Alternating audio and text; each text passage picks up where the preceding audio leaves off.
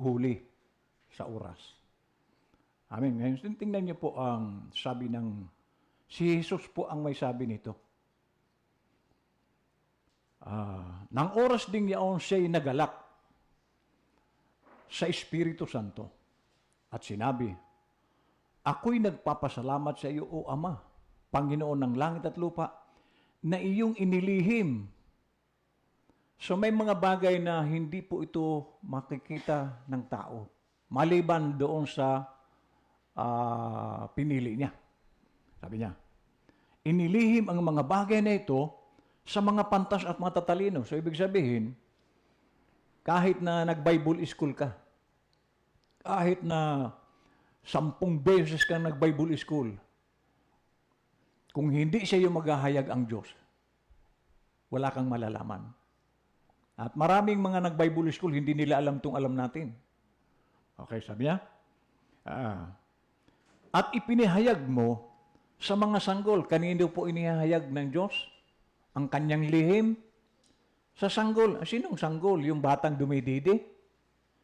Hindi yun. Sila yung mga sanggol na laging gutom sa gatas. At ano yung gatas? Salita. Lagi siyang hanap ng gatas. Sanggol eh. At ang sanggol po ay hindi po yan marunong magsigarilyo. May nakita ka na, brother? Sanggol, nagsisigarilyo? Umiinom ng bababae, nagsusugal. Iyan po ang sanggol na tinutukoy ni Jesus. Na ito lamang ang pinagpapahayagan ni Lord, mga inosente. Hindi nila alam ang gumawa ng kasalanan. So doon po naghahayag ng sanggol. Gayon nga, Ama, sapagkat gayon ang nakalulugod sa iyong paningin. So ang Diyos masaya kapag yung mga taong kanyang pinagpapahayagan, sanggol. Ibig sabihin, inosente. Verse 22, ang lahat ng mga bagay ay ibinigay sa akin ng aking Ama at walang nakakikilala kung sino ang anak. Ayan.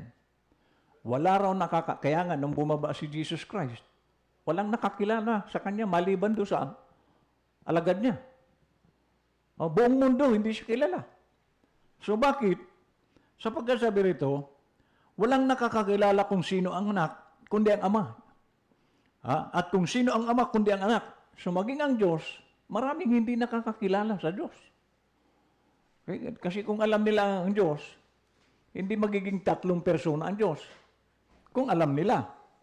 Pero dahil hindi nga nila alam, ay kaya nagiging 3, nagiging 2, at ang iba naman, maraming Diyos altar. Di ba? May Maria, may Pedro, may Pablo, dami nilang Diyos. Kasi hindi nila kilala ang Diyos.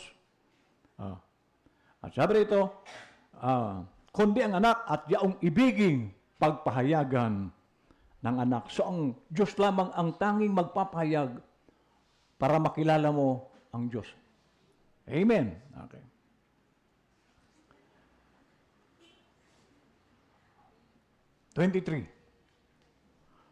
At paglingon sa mga alagad, ay sinabi niya ng bukod.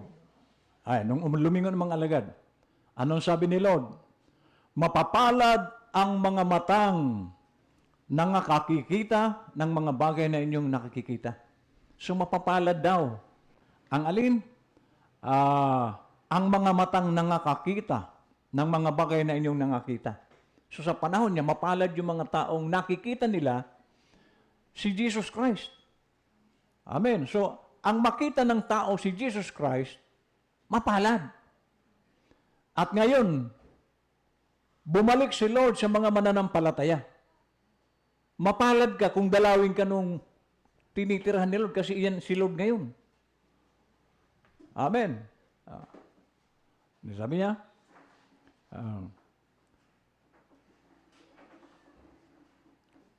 sapagkat, sabi niya, sinasabi ko sa inyo na maraming propeta at mga hari ang nangaghahangad na mga kita ng mga bagay.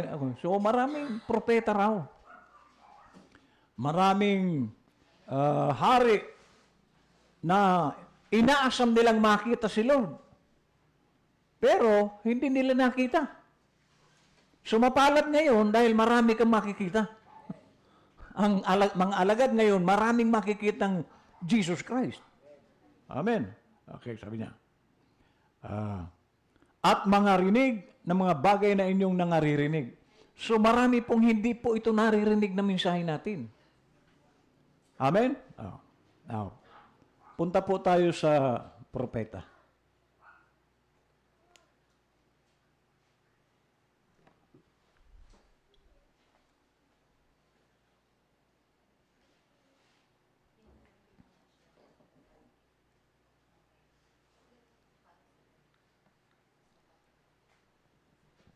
Ano ito sa kwarto ko yung nandiyan sa labas pala yung lubat na.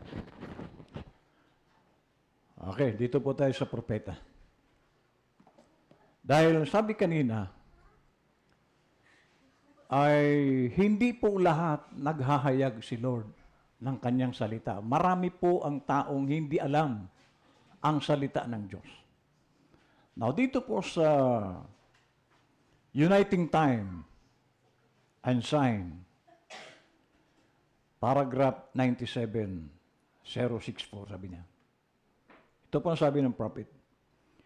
Never before since the early church age was the pillar of fire ever among the people. Ang pillar of fire, nag-appear po ito sa panahon ni Moses. Tama. Pero pagdating sa church ages, mula kay Pablo, wala pong pillar of fire na naganap.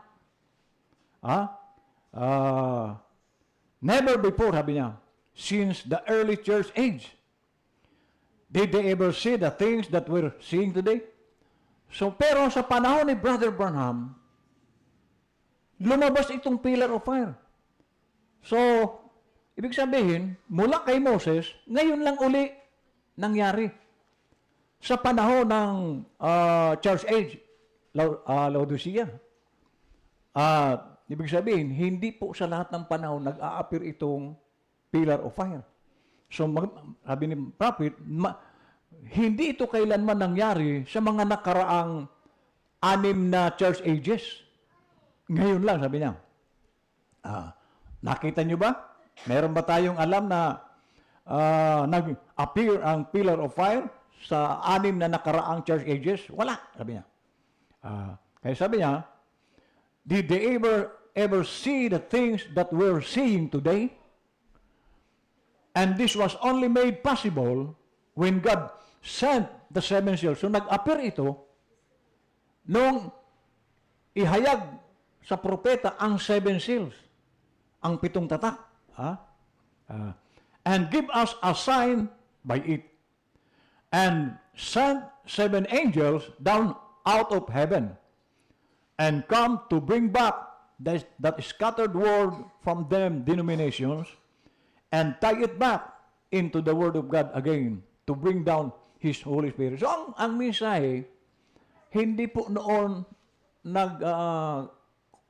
coincide. Hindi po, kumbaga, watak-watak. Kaya walang malinaw na mensahe, nagkakaroon ng laban-laban.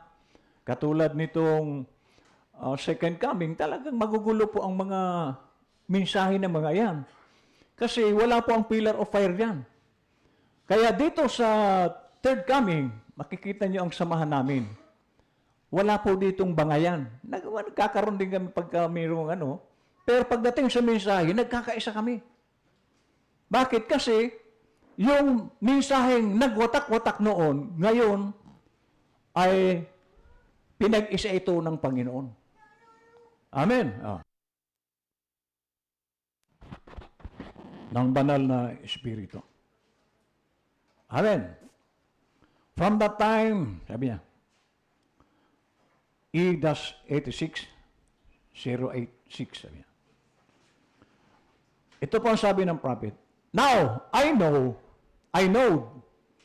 when He come back, ngayon ngayaan niya ay alam ko, na sa kanyang pagbabalik, pagbalik daw ni Lord, anong mangyari? My body would be resurrected.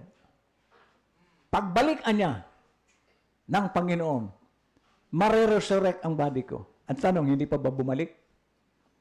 So sa panahon, buhay pa si Brother Branham, naranasan niyang magbago. Kasi ang sabi ng prophet ay change of atoms.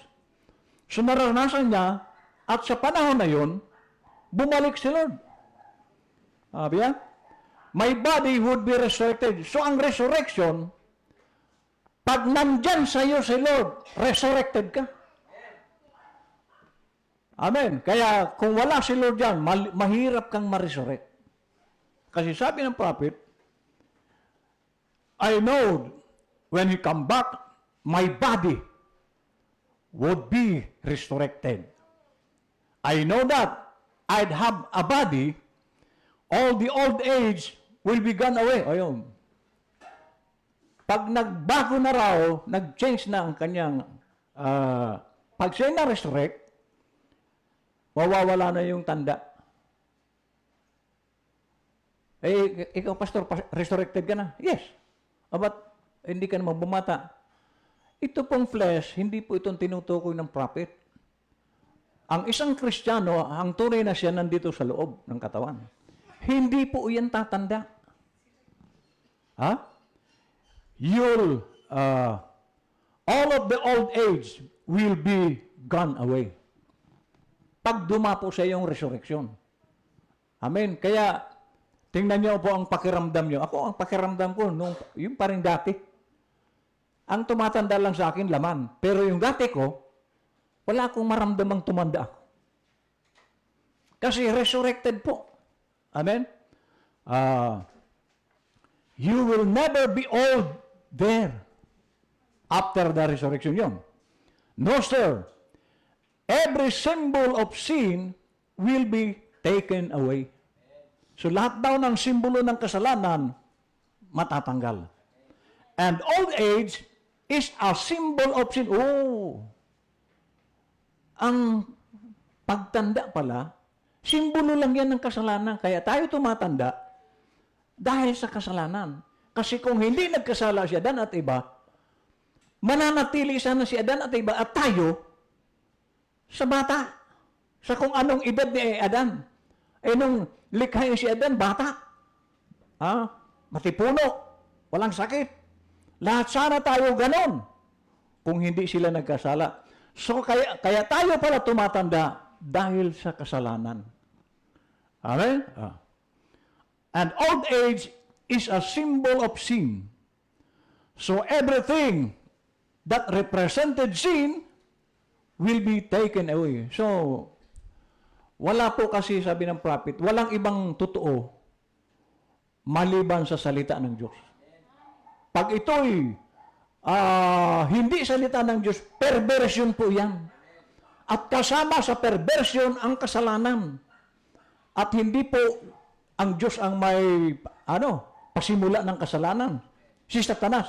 Lahat daw po yan mawawala. So maaari ngayon nagkakamali tayo, pero may araw, dahil sa banal na Espiritu nakatira sa Kristiyano, binabago po yan ng Diyos. Amen? Kasi madalas po nating marinig at sinabi ng propeta, wala po tayong ibang madadala, karakter lang. So kaya nga, yan po ang ating pinaglalaban ngayon, na mabago ang ating karakter kasi hindi ka papasok hanggat hindi ka nababago. Amen? So sabi niya, so everything that represented sin will be taken away. Because from the curse, not that you sin, but you're one of Adam's race. So lahat po ng kasalanan ng Adan at Eva, namanan natin. And you turn back to the dust. So itong nagkasala, babalik ito sa alabok. Amen. So pero yung tunay na ikaw, theophany, word, body, wala pong kasalanan yan. Ito lang naman ang nadaya eh. So, ibig sabihin, itong flesh natin, paano ito mabago? Yung nakatira sa yung Lord. Si Lord po ang magbabago nitong flesh. Amen. Ismerian Church Age. Okay. Paragraph 149, that's 2. Watch carefully. Amen. Now, and see this. Before there was ever a speck of stardust, bago pa magkaroon ng mga bituin, before God was God, before God, bago niya naging Diyos ang Diyos. Di ba ang Diyos? Sa pasimula, Diyos na. Pero sabi nito, before God was God, bago naging Diyos ang Diyos, sabi niya. Kasi sabi niya, that's, close parenthesis, God is an object of adoration, and no one was there to worship Him. Ayun.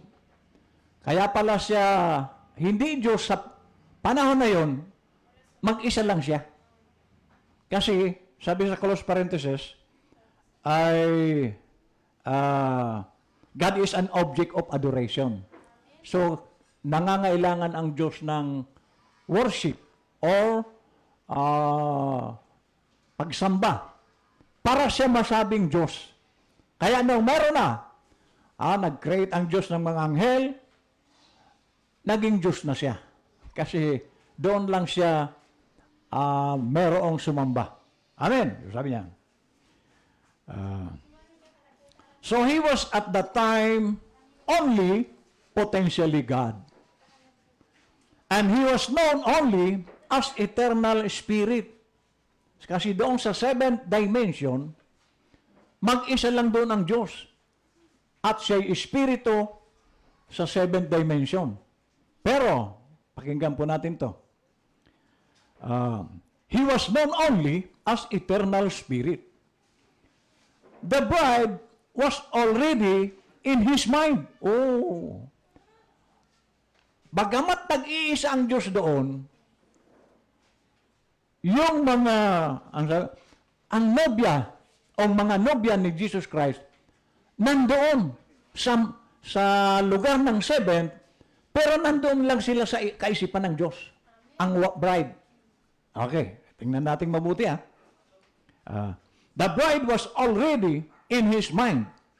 Yes, she was. She was existing in the thoughts, in his thoughts. Oh, ano ba ang ibig sabihin ng existing? Gumagana na. Bagamat nasa thought ng Diyos ang bride, ibig sabihin, persona na sila doon sa mind. Ang mga believer. Kaya kung believer ka, kasama ka sa 7th dimension, na nag-exist ka na pala doon. Bakit kasi?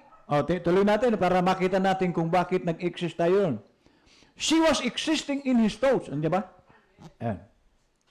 Of God. Let me ask you, are the thoughts of God eternal? If you can see this, you will see many things. God is unchangeable in both essence and behavior. God is infinite. Kasi Diyos siya. In His abilities. So therefore, He as God must be omniscient, all-knowing. Okay. If He is omniscient, then He is not now learning, nor is He taking counsel even with Himself, nor is He at any time adding to His knowledge. If He can be added to His knowledge, then He is not omniscient. The best we could say is that sometime He will be. Sa atin yun. But that is not scriptural. Na maybe He will be. Si Lord, laging sigurado. So pag sinabi ng Diyos na before the foundation of the world, in 7th dimension, ang bride, nag-exist ka na roon. Hindi tayo doon tao-tauhan lang na para bagang imahinasyon lang. No! Isa kang buhay doon. Pero nandoon ka pa lang sa isipan ng Diyos. Amen. Ay, sabi niya.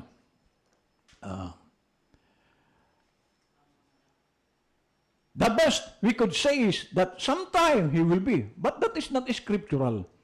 He is omniscient. He has never had a new thought about anything because all his thoughts he has always had and always will have. Not will be. Okay. And knows the end from the beginning because he is God. Alam niya ang pasimula hanggang sa dulo. Bakit siya Diyos? Ibig sabihin, alam ni Lord, bababa ka, tayo. Alam ni Lord kung anong klaseng kamatayan ang kamatayan natin. Wala, tayo hindi natin alam, pero si Lord, lahat yan alam niya. Alam niya magiging buhay mo sa lupa. Alam niya kung ikaw ay magiging masunurin o hindi. Hindi mo yan si Lord mismo. Alam niya kung susunod ka o hindi. Wala tayong magagawa. Kung ikaw ay nalagay doon sa hindi sumusunod, wala kang magagawa. Diyan ka na talaga. Yan ang destination mo.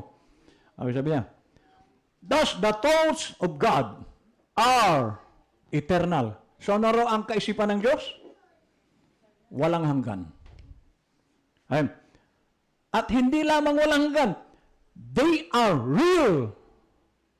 Nung Friday, ang ating pinag-aralan, sa denominasyon sa mga unbeliever, itong mensahe, word lang ito sa kanila, kaya hindi nila ito pinapansin. Pero sa believer, reality. Yan ang pagkakaiba ng believer sa hindi. Sa mga unbeliever, yan lang, nakinig ng word. Hindi nila hakbangan. Bakit? Hindi ito sa kanila realidad. Ang hahakbang lang sa word, yung realidad, yung totoo. Pero pag hindi ka humakbang, ibig sabihin, ang mensahe sa iyo, salita lang. Amen. Wala lang. Pero sa isang Kristiyano, isang realidad ang mensahe sa kanyang buhay.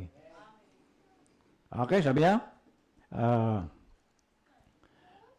they are not simply like a man with a blueprint he has drawn up and which one day will be translated into substance and for hindi po ganoon ang sa Diyos.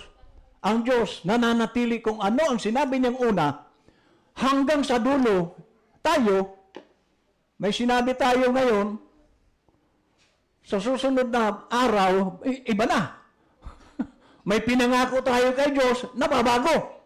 Pero ang Diyos, kung ano ang sinabi niya, maninindigan siya dahil hindi po nagkakamali ang Diyos at hindi siya pwedeng magplano ng 2 beses. Lahat ng plano niya, lahat ng kaisipan niya, yun na yun. Thus saith the Lord na yun. Amen? But they are already real and eternal and part of God. Tayo po, realidad, bahagi ng Diyos, ang Kristiyano. So kaya pag Kristiyano ka, kaya tingnan niyo ang Kristiyano. Hindi po yan nag-aalala. Nag-aalala ba kayo? Alam natin na maraming darating, mga hindi magaganda. Kasi sinabi ng Bible yan. Ako hindi po ako nag-aalala. Kahit bukas, maghulog na ng bomba sa tibing. Amen. At salinggayin. Yung takip. So yung mga nanonood, excited sila kung ano ang itsura ng inukit. So, nandyan. At pag inalis na yung takip, iyan po ang kahulugan ng unveiling or apocalypse. So, sa isang Kristiyano, sabi nga kanina, naghahayag lang si Lord sa mga babes or innocent. Kaya maraming tao ang hindi alam ang mensahe natin kasi hindi po sa lahat naghahayag ang Diyos. May mga pinili lang ang Diyos para makita nila kung ano ang mensahe ng panahon ito. Sabi niya, it is an uncovering, revealing what was previously hidden. So, yung mga nakatago na bagay. Amen? Okay, sabi niya. Now, the uncovering is not only the revelation of the person of Christ, but it is the revelation of His future works in the oncoming 7 church ages. So ano po ang revelation? Ay hindi lamang daw yung uncovering heaven, is not only the revelation of the person of Christ. Hindi lamang yung kapahayagan sa person na Kristo, kundi yung mga parating na gawa ng Panginoon sa 7 iglesia. So wala pong meron bang nakaunawa sa 7 church ages? Mayroon ako nakausap. Nakausap ko ito. Ang kanilang revelation lang, yung mga karakter ng tao sa 7 church ages. No. Hindi nila alam yung 4-horse rider. Akala nga nila, Holy Ghost ay yung first horse rider. Si Satanas yun. Paano nila malalaman na si Satanas yun? Kung sila ay sakop ng mensahe ng propeta. So, di ba ang laking kasalanan niya na binagbintangan mo si Lord na si Lord yung Satanas? Kaya pala merong grupo na God and Satan are one. Na pinagsasama nila, pinag-iisi nila si Satanas at ang Diyos. Pareho lang anya yan. At kapag naniwala kang Holy Ghost, yung white horse rider, pinagbintangan mo na si Lord. At lahat ng Trinity, iyon ang alam. Holy Ghost anya yan. O bakit?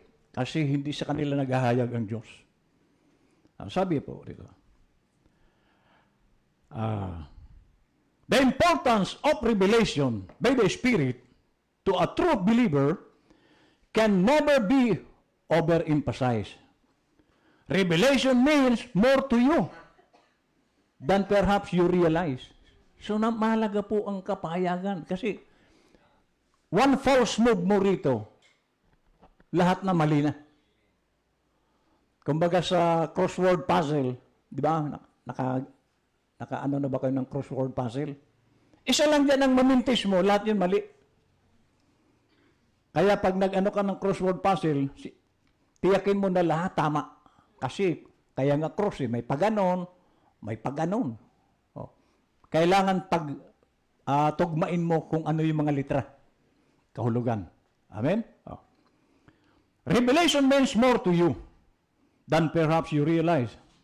Now, I am not talking about this book of Revelation and you. I am talking about all. O, yan na. Hindi po lamang partial revelation. Ang sinasabi ni Brother Roman, from Genesis to Revelation, dapat alam natin. At tayo, kung wala po ang propeta, wala tayong malalaman. Sabi niya, it is tremendously important to the church. Ano yung tremendously? Kahanga-hanga, kamanghamangang kapahayagan. Ang revelation na ating pong tinatalakay. Recognizing your day. 82 and 038. Okay, lampasan ko na po ito. Okay. Unveiling of God. Ito po yung ating tinatalakay. 370, 188. How many sees him standing the mighty conqueror? The Word made flesh, unveiled before us. So sa panahon niya, the Word made flesh. Pag sinabing the Word made flesh, ang salita naging totoo, naging laman. O ang salita naging laman sa harap nila. Sapagkat ang coming ni Lord, prophet, at ang salitang daladala niya.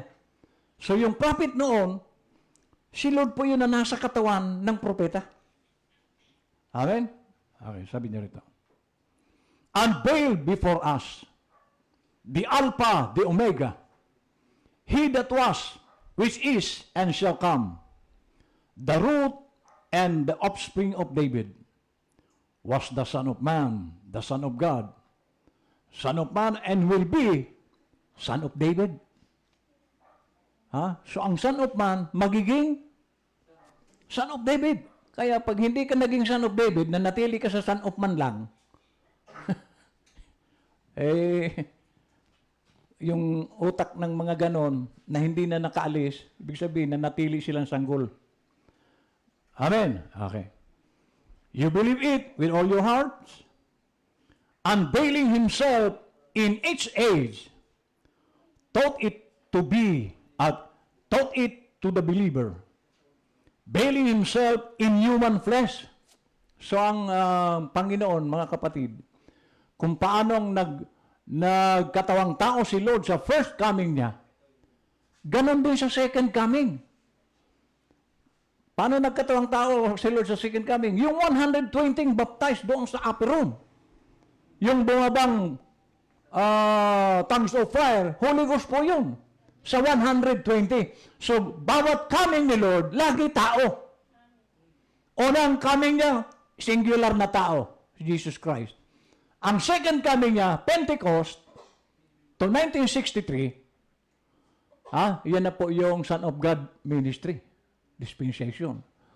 120 ang nakatanggap sa second coming at nagtuloy-tuloy na ito. Lahat ng tumanggap ng mensahe sa kanilang panahon, tumanggap ng Holy Ghost. At sa ating panahon, mas marami ito. Dahil lahat ng maniniwala sa mensahe, pag sinabi pong naniniwala, nilalakaran mo ang salita. Pero kung hindi mo naman sinusunod ang salita, hindi ikaw ito. Para lang po ito sa believer. Okay, sabi niya. Unveiling himself in its age, brought it to the believer, veiling himself in human flesh from the unbeliever. So tayo, sa coming na ito ni Lord, nakikita rin ito ng mga unbeliever. Kaya lang, hindi nila nare-recognize na si Lord yung kaharap nila. Amen? He's hid behind a veil. So, sa unbeliever, nakatago si Lord sa mata nila. Pero sa atin, alam ba, dito, para ibigyan ko example, dito, alam ko kung nandyan si Lord sa katawan mo. Alam ko kung wala siya dyan. Dahil meron po tayong discernment. At pag nakita kong wala si Lord dyan, kaya matalas po ako mangaral. Para baka sakaling dapuan din sila ni Lord. Hindi po lahat merong Jesus Christ. Sinabi yan ng Friday. Hindi lahat nakakatanggap kay Lord. So, sana all. Okay? Sana all. Pero wala tayong magagawa. Ako nadidisyon ko yung merong Jesus Christ. Hello?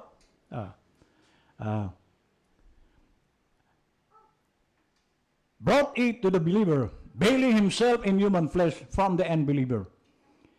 He's hid behind a veil. May God break every veil and we see Him. Dapat tayo rin ang mga mata natin, makita mo. Kasi pag nakita mong nandyan si Lord sa kapatid, ang tingin mo dyan si Jesus Christ din. Hello? At dyan po maaano yung pag-ibig. Kasi alam mo si Jesus Christ yung katabi mo o kaharap mo. Pero kung hindi mo yung maramdaman, wala dyan si Lord. Dahil ang sabi po ng aral, paano mo nasabing mahal mo ang Diyos? Ang Diyos hindi mo naman nakikita. O yung kapatid mo, hindi nakikita mo, hindi mo maibig. Hindi mo matulungan. Paano mo nasabing nandyan sa iyo ang Diyos? Ay wala ka naman damdamin sa kapatid. Paano mo nasabing nandyan sa iyo ang Diyos? Amen? The Bridge, 74-2. 40, sabi yan. 020. At the sounding of the seventh church age, the last church age, so Laodicea po ito, all the loose ends that through these church ages have been proved at will be wound up together. Number 1, when the seals are broke and the mystery is revealed, down comes the angel, the messenger, Christ. Sino raw yung messenger? Setting his foot upon the land and upon the sea, with a rainbow over his head. Now remember, sabi niya, this seventh angel, yung ikapitong anghel, sabi niya, is on earth at the time of this coming. So nasaan daw ang angel na ito pagdating ni Lord? Ang seventh angel is si Brother Branham. At sabi rito, this seventh angel, sabihin na natin, this prophet is on earth at the time of this coming, at the time of third coming. Wala na si angel, Brother Branham. Kung ikaw ay naghihintay pa rin sa coming, wala na nga si Brother, kasi dumating si Lord, nandito ang propeta, ang seventh angel. Ba't hindi nila ito makita? Na dumating si Lord, nandito ang propeta. Sila, naghihintay pa rin sa second coming. First coming pa lang ang coming nila. Wala pang second coming. Parating pa lang. Pero itong pagkakataon na ito, nandito ang seventh angel sa coming ni Lord. Andiyan ba? Ito. Now remember, this seventh angel, this Brother Branham, is on earth at the time of this coming. Paano nila ito mamaliin? Propeta ito. Natapos na ang coming ni Lord. So ngayon, from 1963, dumating na si Lord. So sinong hinihintay natin? Sila. Kaya sino ang mga magliligtas sa kanila?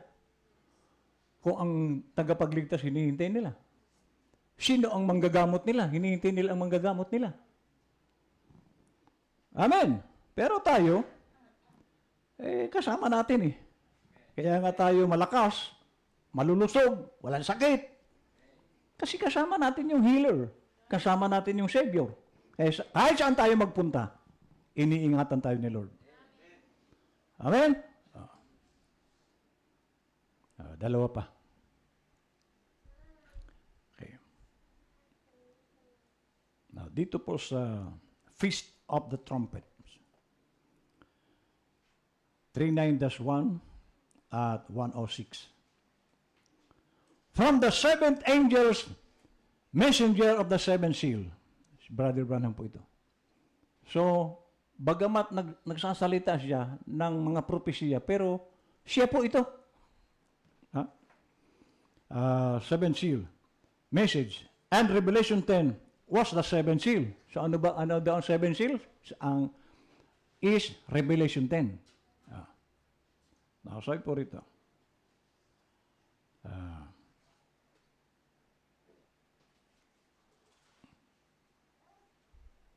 Mahaba po ito. Pipili na lang po ako ng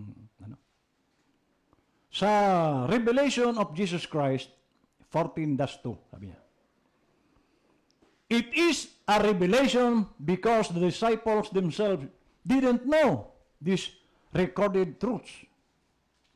So, ang mga alagad nung araw, marami silang hindi maintindihan. Amen. Okay, sabi niya. It had not been previously revealed to them.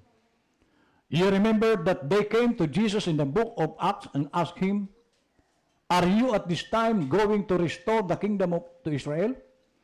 And he said, "It is not for you to know the times or the seasons."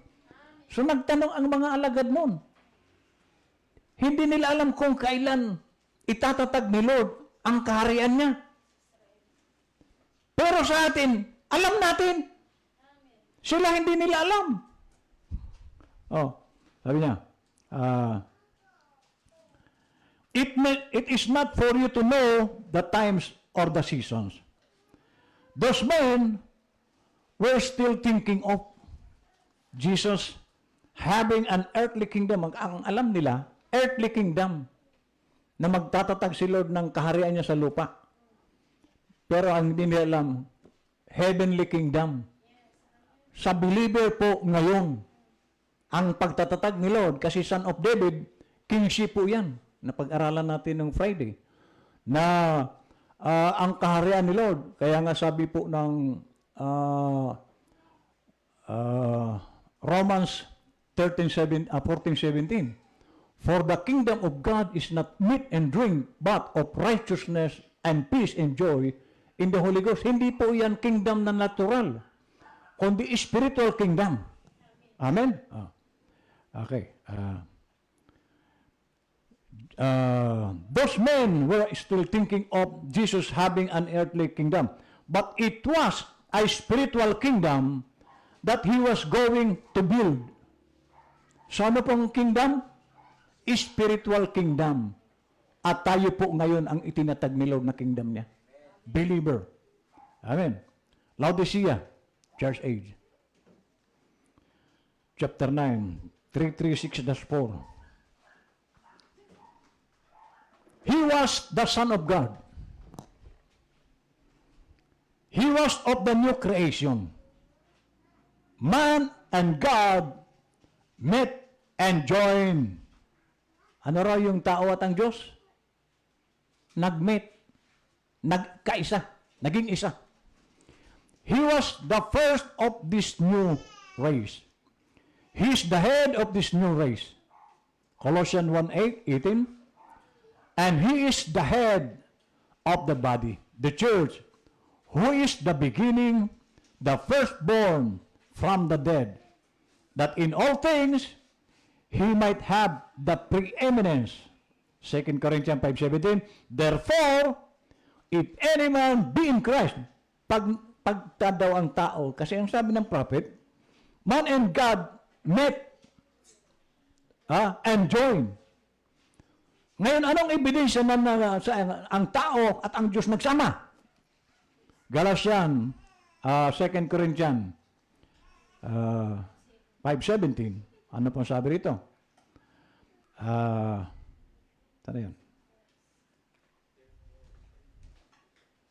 Therefore, if any man be in Christ, ayan, pag nag-join si Christ at ang tao, ano mangyari? Therefore, if any man be in Christ, he is a new creation. All things have passed away. So, ebidensya na si Lord at ang tao nag-join, nag-met. Yung dati niyang pagkatao, awanin. Yung dati niyang karakter, awanin. Bagong karakter na meron siya. So kaya kung taglay mo pa ang old character, hindi pa kayo nagpanagpo ni Lord. Nasa malayo pa si Lord yan. Kasi hindi pa nagbago ang karakter mo. Ibig sabihin, wala si Lord yan. Okay. Sabi niya, behold, all things are become new. There you can see that though man was of the old order or creation, now in union with Christ, he has become the new creation with Christ, Jesus. Unto good work. Kaya nga makikita na ang mga mabubuting gawa sa atin. Pag nandyan si Lord, sunod-sunuran ka na. Hindi pwedeng may sinasabi si Lord, hindi ka naman sumusunod. Hindi ikaw ito. Okay, sabi niya. Ephesians 2:10, for we are His workmanship, created in union with Christ Jesus unto good works. Ephesians 4:24, and that ye put on the new man, which after God is created in righteousness. Ayun, new man. Iyon na ang ipalit mo sa old man. Maging new man ka na.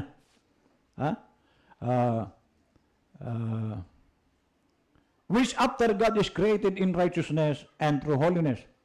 This new creation is not the old creation made over. Tapos na yon. Or it could not be called a new creation. This is exactly what it says it is. New creation.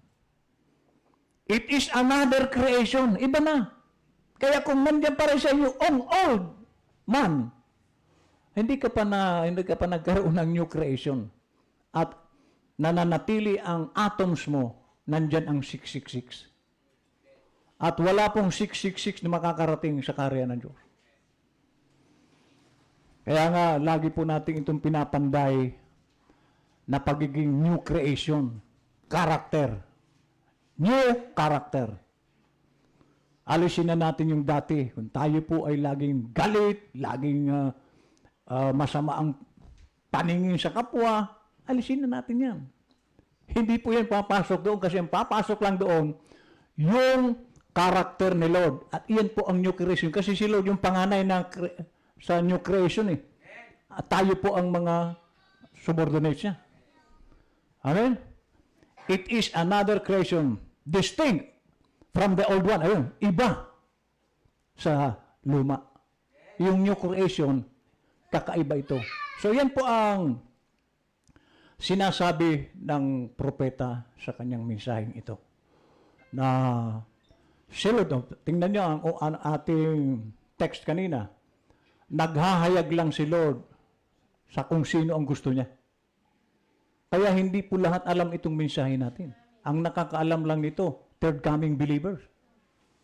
Pag second coming ka, hindi nila alam itong ating mensahe na si Lord dumating na. O kaya hintay sila. Hindi nila alam, tayo kasama natin si Lord. Sila, paparating pa lang. Kaya pasensya sila. Wala silang manggagamot, wala silang tagapagligtas sa lupa. Amen? Okay. God bless.